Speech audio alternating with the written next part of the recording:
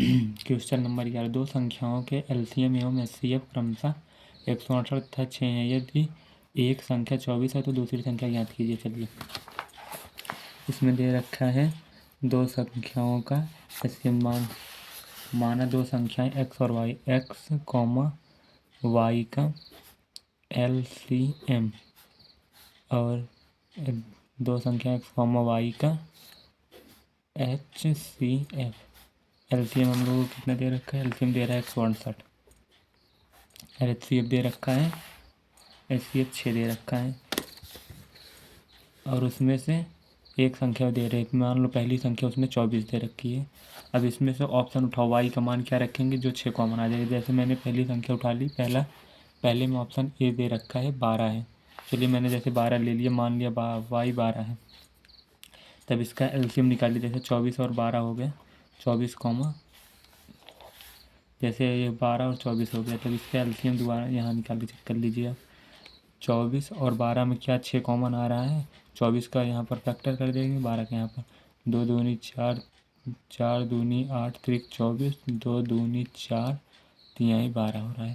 तो इसमें से 2 तिहाई 6 कॉमन आ रहा है, इसमें भी 6 कॉमन आ रहा है, तो ये 6 लगे, 2 दूनी 4 दूनी 8, 8 छंग 48।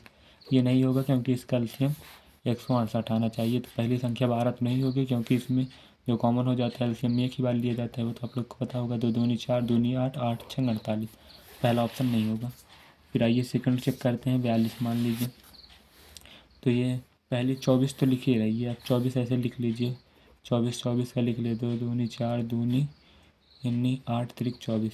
अब यहाँ पर 48 का आप कीजिए तो 2 2 2 2 3 हो जाएगा, इसमें भी 6 कॉमन हो जाएगा, ये 6 6 हो जाएगा, 2 दूनी 4 दूनी 8 8, इसमें तो 2 और 2 भी कॉमन हो जाएगा। तो ये ऑप्शन नहीं होगा क्योंकि अगर 12 ले लिए तो 2 कॉमन और 2 कॉमन हो जाएगा, तो फिर एचसीएफ आ जाएगा 6 6 6 चौक 24 आ जाएगा एचसीएफ, जो को करना नहीं है। फिर आए ये 84 को चेक कर लीजिए आप, ये वाला रहने दीजिए, 24 का फिर से आप लिख लीजिए 2 गुड़े 2 गुड़े 2 गुड़े 3। अब यहाँ पर आप 84 का कर लीजिए, 84 का 84 का 24 12 6 2 दूनी 4 दूनी 8 त्रिक 24, 2 दूनी 4 दूनी 8 त्रिक 24 दूना 48। इसमें भी 6 कॉमन, इसमें भी 6 कॉमन, इसमें 2 कॉमन आ रहा है, 2 कॉमन आ रहा है, तो ये भी नहीं होगा। तो हमारा बचा एक ऑप्शन ही 126 आंसर हो जाए। तो हम लोग का बचा एक ही ऑप्शन 126, क्वेश्चन 11 का 126 आंसर हो जाएगा। क्वेश्चन नंबर बिंदुओं ए कॉमा बी और B to A comma B के बीच की दूरी। चलिए बीच की दूरी इसकी बताना है, तो यहाँ पर ये दे रखा है क्वेश्चन नंबर 12। यहाँ पर ये ए बराबर दिया है ए कॉमा बी और यहाँ पर बी बराबर बी दिया है 2a 2b। ये हो जाएगा x1, ये y1 x2 y2। दूरी निकालने का d बराबर होता है अंडर रूट में y2 माइनस y1 का whole square plus x2 minus x1 का whole square, x2 minus x1 का होल स्क्वायर। चलिए d बराबर हो जाएगा अंडर रूट में y2 है y2 2b और y1 b, 2b minus b का होल स्क्वायर प्लस x2 में हो जाएगा 2a माइनस a का होल स्क्वायर बराबर हो जाएगा अंडर रूट में 2b में से जाएगा b, यहाँ पर b square plus a square, d बराबर b square plus a square answer. ये दिए रखा है a square plus b square, option number 1 correct हो जाएगा। क्वेश्चन नंबर 13, यदि 5 सेंटीमीटर त्रिज्या वाले एक वृत्त के बिंदु P पर स्पर्श रेखा PQ केंद्र O से जाने वाले एक रेखा से बिंदु Q पर इस प्रकार मिलती है कि PQ बराबर 12 सेमी है, तो OQ की लंबाई ज्ञात कीजिए। चलिए इसको भी करते हैं हम लोग पूरा। क्वेश्चन नंबर 13 में क्या दिया है देखिए, इसमें दे रखा है कि एक वृत्त है, उसमें बिंदु O केंद्र है उसका, वृत्त से यदि 5 इसकी त्रिज्या कितनी दे रखी है, ये 5 सेमी इसकी त्रिज्या दे रखी है, ये आर है, ये 5 सेंटीमीटर है, 5 सेंटीमीटर त्रिज्या आर बराबर ये 5 सेंटीमीटर दे रखा है। से बिंदु P पर पी क्यू स्पर्श रेखा है जो बिंदु Q पर इस प्रकार मिलती है कि पी क्यू बराबर 12 सेंटीमीटर।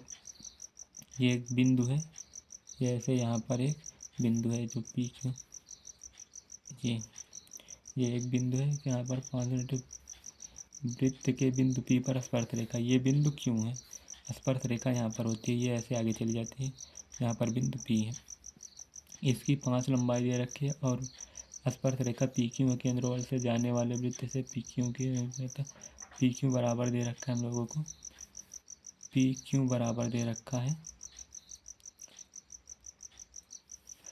पी क्यू बराबर 12, यहाँ पर होता है 90 डिग्री बनता है, और ये हो जाएगा कर्ण हम लोगों का, और ये लंब है और ये आधार है। तो हम लोगों को कर्ण ज्ञात करना है, क्योंकि जब भी स्पर्श रेखा खींची जाती है तो यहाँ पर 90 डिग्री को बनाते हैं। आइए हम लोग निकालते हैं, कर्ण स्क्वायर बराबर लंब स्क्वायर प्लस आधार का होल स्क्वायर। कर्ण हम लोग को निकालना है, लंब का स्क्वायर हम लोगों को 5 का स्क्वायर प्लस 12 का स्क्वायर, कर्ण स्क्वायर बराबर 25, 5 का स्क्वायर प्लस 12 का स्क्वायर 144। आप लोगों को स्क्वायर याद करना पड़ेगा।